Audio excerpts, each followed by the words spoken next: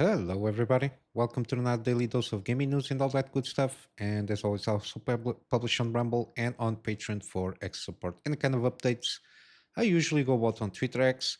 Um, we will start the next gameplay series Monday. Tomorrow there is no video. It's my day off. Doing anything as much as I can, of course. And just a quick reminder that I already completed Planet of Lana gaming series, and there is more completed gameplay series if you want to catch up with any of those. Yeah, basically that's it regarding the channel. We got some news here, not much happening, but some interesting stuff here. We got AMD supposedly introducing new chips for gaming handhelds. Um, Again, the AI stuff here, it's the thing that caught my attention a little bit there, is the fact that I don't know, I don't think there is any reason of using AI in handhelds. I don't see any practical reason, except maybe for this new Ryzen stuff. I guess that this NPU stuff can leverage the RDNA4 stuff there. But the problem is these APUs are still on RDNA 3.5. I'm not sure if the Radeon 8090M chip or this APU can leverage any kind of RDNA4 software again for gaming, given that usually this kind of handhelds are not that performance wise comparatively to a PC. But again, I'm not exactly sure if there is a possibility of the games that you play here, and specifically also the fact that again this new handhelds, I think it was Asus or Lenovo that brought SteamOS, so they dropped Windows because at the time, except for the Steam Deck that has SteamOS, I think it was Lenovo. Again, I'm not sure. They adopted, or at least had a version, or Asus again. I'm sorry. I usually don't follow that close this thing with handhelds. They did manage to present a new version of their handheld with SteamOS, and we see a lot of uplifts in terms of performance, given that again a handheld is more focused on gaming. SteamOS as a Linux-based operating system does manage to be more light on the hardware itself when it's running, and can leverage a little bit more, especially on the AMD side of things. We usually see some good uplifts in performance on games that when you use SteamOS, even on PCs, when it's possible, they usually can be leveraged, even playing in the Linux or even or SteamOS. So it's something interesting to see.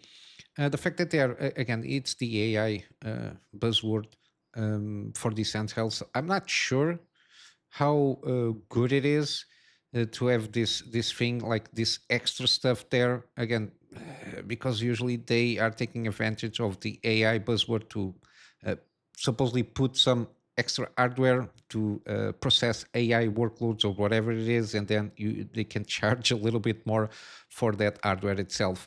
I think the 890M part of the graphics side of things, I think it's the highest that we have on APU in terms of performance.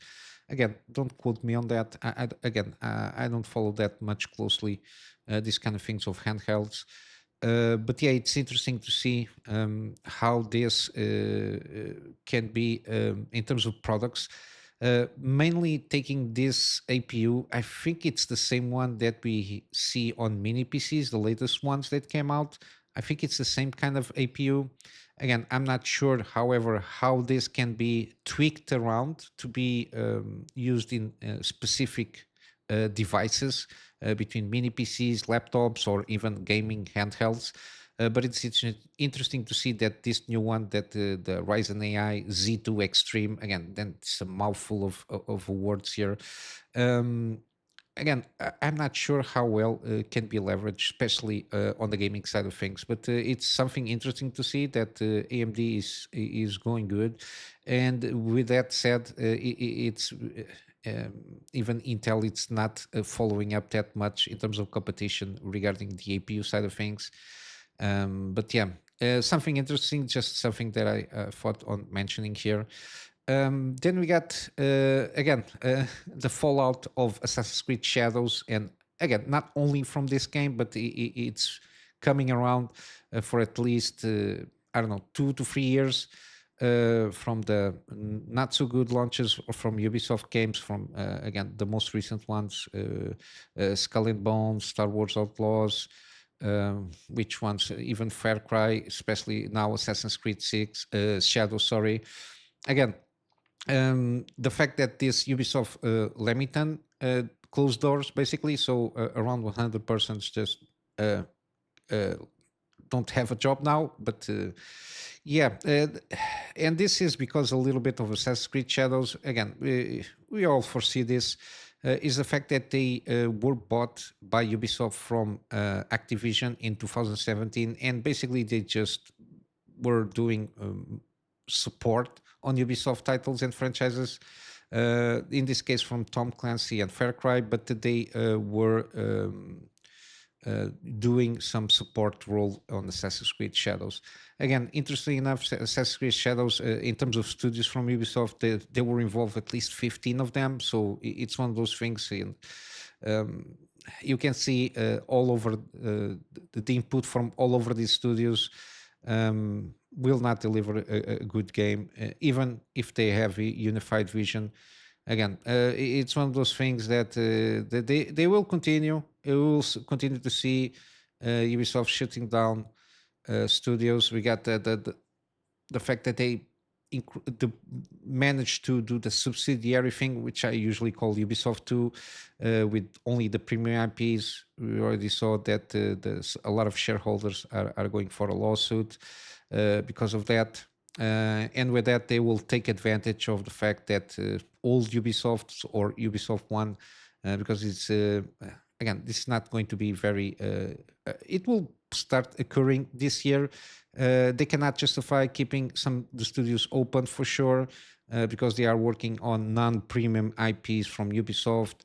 They were going to cancel some projects for sure because they have to cut costs, and the easiest way in terms of the C-suite justify firing off people, because it's a huge overhead for the studio, for the company itself, is to just cancel the projects, saying they're not viable, and with that they will shut down the studio that is working on that project, and maybe salvage some developers that, I don't know, they are achieving their KPIs inside the company, and they will shift around those developers for other studios that in their own view will be more viable. But yeah, this is something that we're going to see, especially from Ubisoft. Again, they have I think 50 plus studios all over the world. So yeah, we'll have with 200 sorry 20,000 employees all over the world. Again, it's a lot of people, a lot of overhead, a lot of expenses, and the fact that they are not getting any kind of decent revenue to at least keep up with the expenses, it will lead to this disaster. And everybody from the company itself, from what we call influencers, or people that, I don't know, that worship companies, which I don't understand that that mentality, but saying that Assassin's Creed Shadows is a huge hit because it has 3 million players interacting with the game. Again, I don't think it will lead to nowhere, because in the end, to keep a company running, you need to have revenue for the products that you launch. And I don't think that Ubisoft is doing that well, at least in the couple of years that it's been launching games. Also, they shut down X Defiant. I almost forgot about that. And I even Tom Clancy, it's not going so well, um, to the point that they are. I think they are trying to get extra revenue with this new Rainbow Six X or Z or whatever it is. Yeah. we will continue to see this from Ubisoft throughout this year for sure. And continue with not so good news. Again, we saw that Eidos Montreal had to cancel a game from Deus Ex, but in the meantime, they had another, I don't know, pitch for another Deus Ex game that is completely separate from what Embracer canceled at the time of the acquisition of Eidos Montreal. But it seems that nobody is interested in the game, and even one of the companies that were pitched this Deus Ex game said that the series is too niche to do anything with. Again, I don't understand. This is what we can consider a kind of sci-fi first-person kind of immersive sim to a certain extent in terms of gameplays and the such. Um, the IP itself, the way it's set up with transhumanism and augmentations and some philosophical themes that you can approach with the game. I did enjoy Human Revolution, the things they were trying to tackle regarding the transhumanism thing there, and then the follow up with those X Mankind Divided, which basically it's kind of a prequel to the original ones. I think there's a lot of stuff that you can do with this game, even on the on the gameplay mechanics. I think you can do a lot of good stuff. Again, it's one of the problems of pitching these games that try to be open choice there with the immersive sim thing there, a tag or label that usually put this. Prey 2017 had the same issue to a certain extent. Excellent game, very underrated. The way you go about doing things is very interesting, and there is some interesting topics that they touch there. But yeah, to a certain extent, I don't think it is quite a niche. I think it's people focus a little bit too much on the labels to that put on the game itself, especially on Deus Ex IP. I really did enjoy those two last games or two mainline last games that they did. I will eventually probably do a gameplay series on those as a revisit there. But yeah, I don't think it's the niche. Again, think studios think it's very niche because of, again, it's the labeling that you put on an IP. And again, Deus Ex, the original one, give inspiration to a lot of first person to third person open world kind of things and multi-choice and choice and consequences that you do throughout the game. They open up a lot of influence and inspiration for other games that are very well known for that. But yeah, I think trying to put yourself in a corner with trying to label this as immersive sim, I don't think it serves well.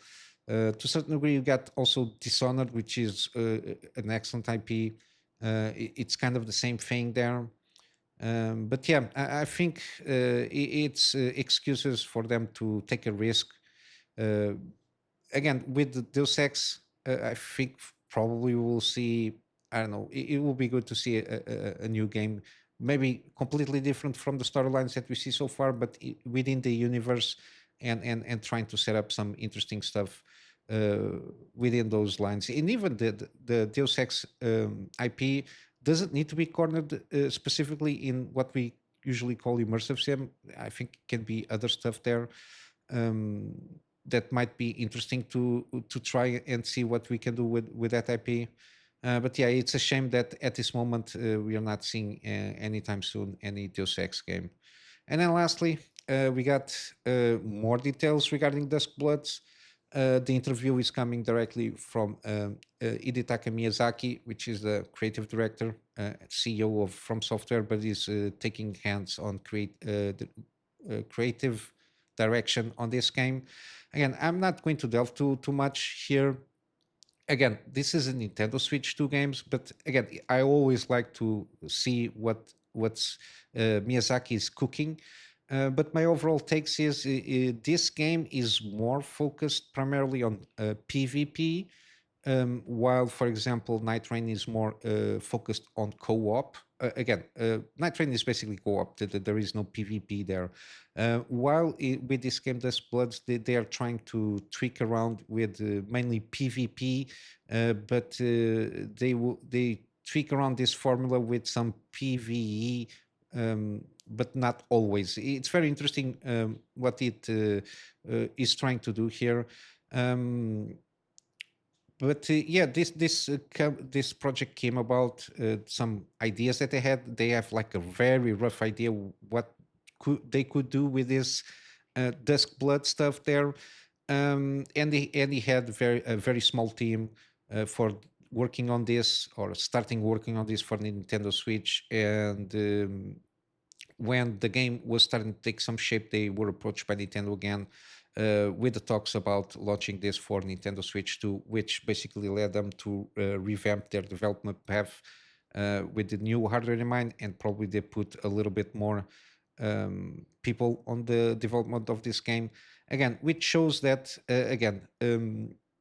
and the reassurance also from Miyazaki that again they are mainly focused on single player experience as their bread and butter, let's say, but they are experimenting with these different, let's say, side projects, which is interesting to see. Again, I'm all for it because if you get too specialized in certain ways of how you approach games, especially on the gameplay mechanics there, like single player stuff there, I think it's good for them to try out new things uh, by not taking huge amounts of risks or putting all the resources of the studio just to do an experimentation.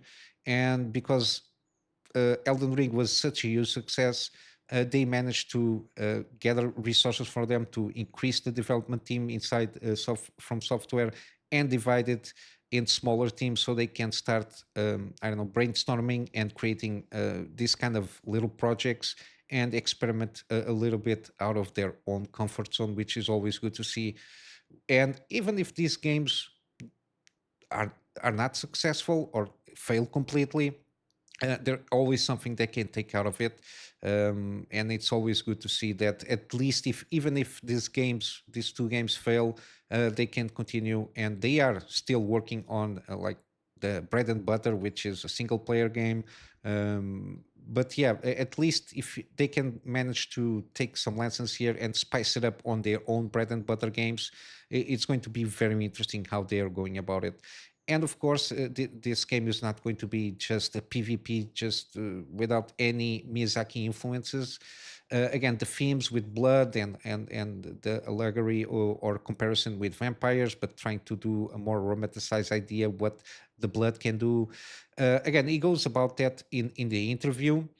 And again, he also gives some examples of what to expect from this kind of game, the session, how it is in overall, how the session will be, and then the repercussions of the upgrades and the rewards, how they work, and all that jazz, and the fact that you don't need to exactly do direct combat between the opponents. On the trailer, there was something that somebody summoned. I don't know, NPC or something like that. In this confirmed there is something that you can do. You can summon an NPC, or even with the blood aspect, with some kind of relic system, I think, or with some traits of the character. There is some stuff that can be taken advantage of. For example, he gives an example of the destined something, which destiny seems to be a theme that goes a little bit, and fate also as a little bit relevance here. The thing that wanted to talk is the role stuff. For example, there is a destined companion, which is a role that you can imbue your character with, in which one player is required to seek out another designated as their companion, which results in a special reward if they form a bond with with one another, which basically we can leverage in a PvP environment, and you have two people or two players coming together to help out each other, and with that they increase their what they call the reward points, which is basically what is going to determine who is the winner of the session. But yeah, it goes around and it does explain in the overall sense, so you can get a better idea what this game is about. But I will take the video from Ratatorsk. Again, it's very knowledgeable on From Software games. He does play some Switch or Nintendo games, so he's more in line and more interested in covering this game in more details. And he does go around and does his own video regarding the Miyazaki interview, and also gives his own opinions, which I thought very interesting because, again, I'm more a single player. He likes more PvP than, for example, PvE, like a co-op game. And he seems very interested in what kind of possibilities that can be made with this game here. And I do recommend, and I will leave the video in the link, a link on the video on the description below, and you can check out. Again, it's a short video, but it goes about in some details, in some aspects that seem interesting for him. But yeah, this is what I got in terms of news. I will leave with some gaming deals. It's basically the same ones that yesterday. Again, not much is happening on the deal side of things. We got Atomic Heart, 67% off on all editions. There is a demo for you to try out. If you're not willing to play the demo, you can check out the demo gameplay that I did. There is a playlist of demo gameplays that I do on games that are on my wish list, and you can check it out for yourself. We got Bioshock the Collection, again, the trilogy, the first two remastered versions of the games, and then Bioshock Infinite, plus all the DLC associated with these games. Then you got still Batman Arkham Collection, again, very good trilogy. Um, all of the trilogy, which is basically Game of the Year editions of all three.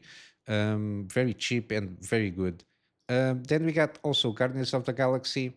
Um, Seems to be a very good game, underrated. This also came from Eidos Montreal, again one of those the studio that I mentioned before. It seems a very good game, a good take on more on the comic book side of things than the movies in terms of characters. But yeah, it seems a pretty good action game here.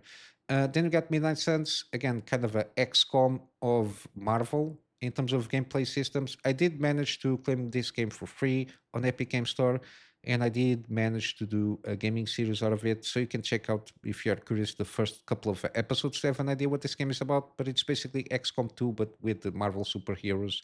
And instead of abilities, you have the deck building side of things. So you play cards instead of using abilities there. Then we got Pacific Drive, 40% off on the base game here. Um, yeah, I'm very curious about this game, and I will try it one of these days for sure, and probably will do a gameplay series out of this game. And then lastly, we got Red Dead Redemption 2, 75% off. Again, it's Red Dead Redemption 2, very highly. Again, it's one of those games that everybody likes. If you like open world games, it has the signature of Rockstar games. Before all the main brains of the Rockstar went away. But yeah, I'll wrap up here with a plug on my Patreon as usual for extra support. This extra support is more aligned for me to get around and get a better storage solution so I can get backups of stuff that I do for my clients, and of course some extra space for the videos that I do for this channel. And with all that said, I hope you have a wonderful day, and I'll see you in the next one. So until then, Kunami Master out.